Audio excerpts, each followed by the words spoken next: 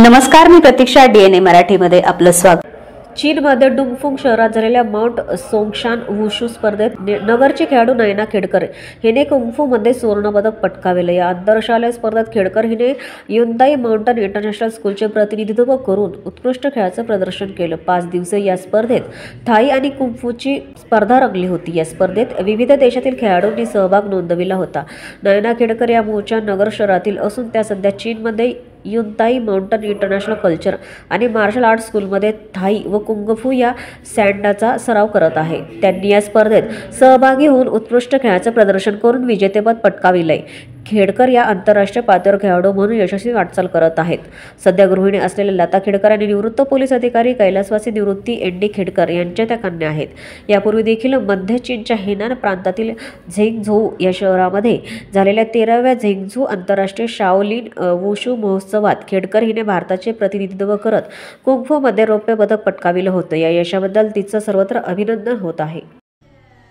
Hello everyone. Hope you all are doing wonderful.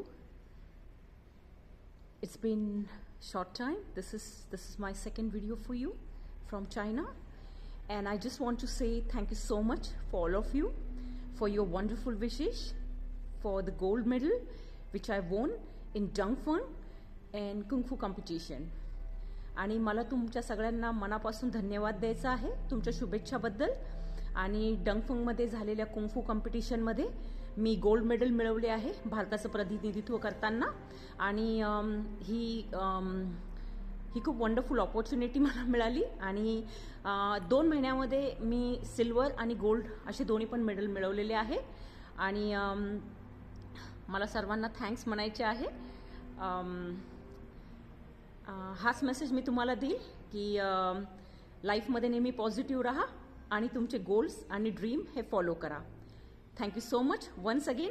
हाच छोटा video बनवते कारण इथं खूप थंडी आहे. आणि मी तुमच्या सगळ्यांना एवढंच सांगेल की आयुष्यामध्ये आपलं ध्येय कधी विसरू नका.